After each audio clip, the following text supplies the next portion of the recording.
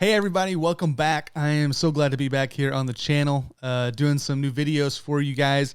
Been away for a minute, got caught up with work and just some things going on in life that I just had the time, to be honest, to do the videos anymore.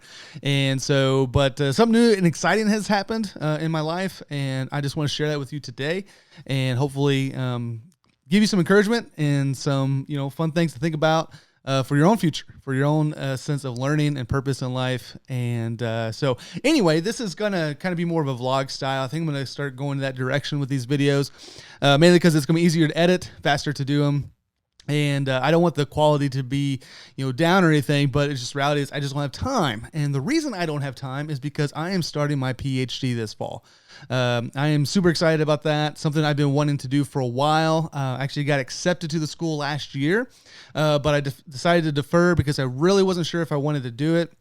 God just laid it on my heart that, hey, this is what you want to do. This is what you need to do. And so I started the process to sign up for classes and everything. So today is Sunday. Tomorrow is Monday, the 18th, and that is the day that I start. So I'm super excited, looking forward to that. My PhD is going to be in church history and historical theology, which is what I understand is one of the hardest PhDs you can get, because not only do you have to know like systematic theology, but you also have to know the history behind it, and obviously church history in itself.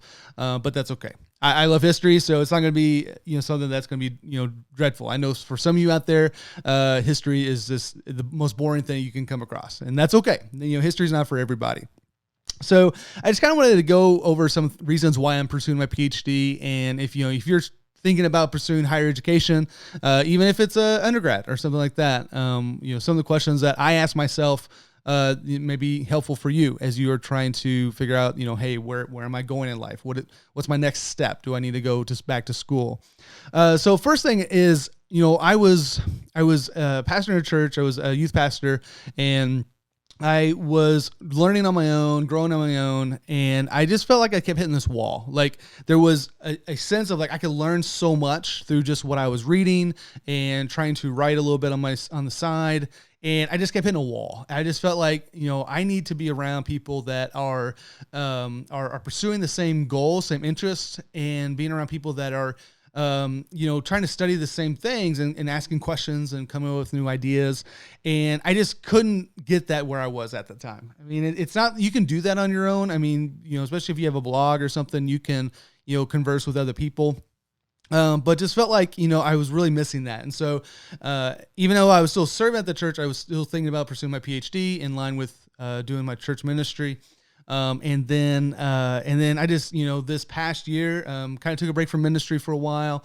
And then this past year, I decided to go back, and do my PhD.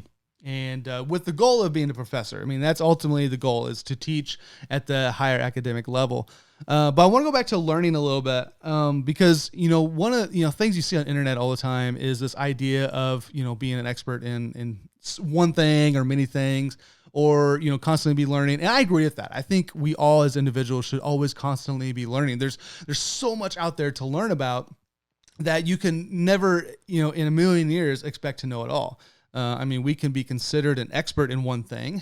Some are experts in two things. I mean, that's just the reality of it.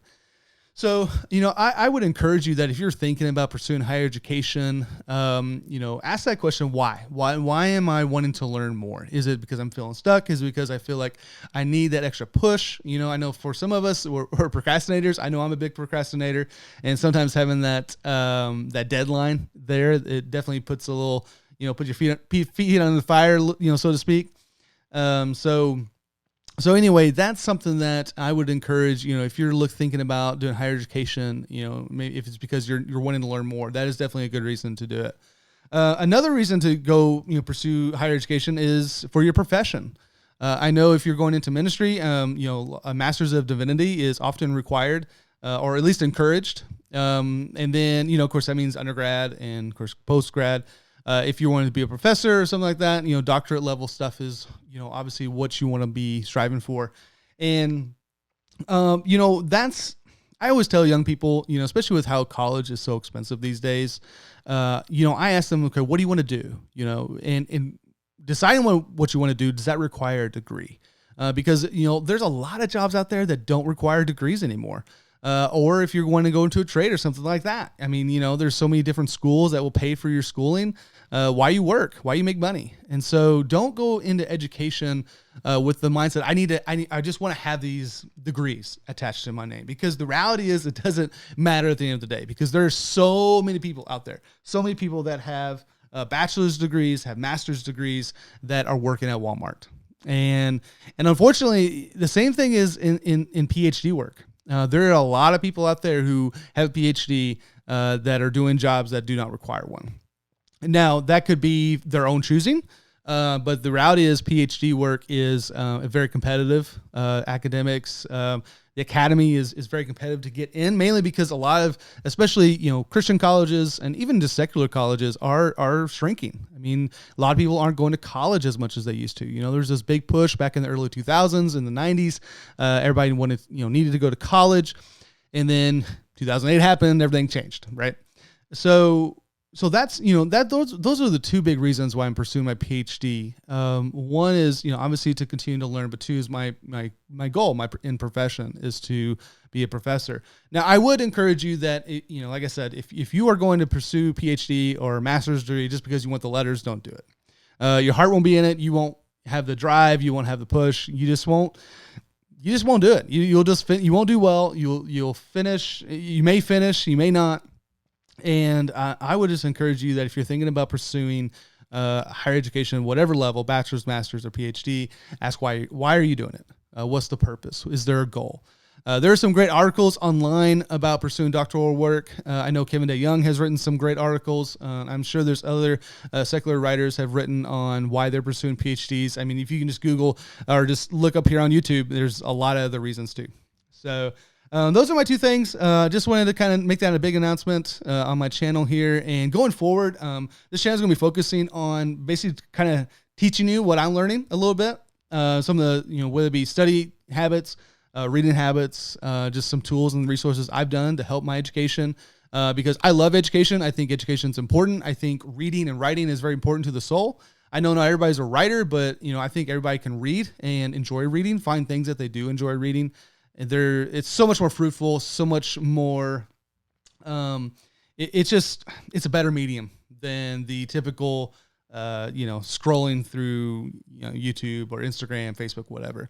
I just encourage people to read and encourage people to learn on a different level. And so at the end of every video from now on, I'm going to be actually ending with a book of the week. And so my book of the week is called Deep Work. Now, this is by Cal Newport.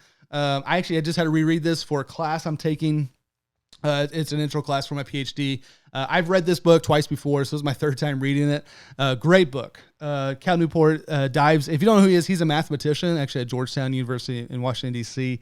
But he writes a lot about focus work. Deep work is what he calls it, and he's got a book called Slow Productivity. I think he's got a future book coming out called The Deep Life.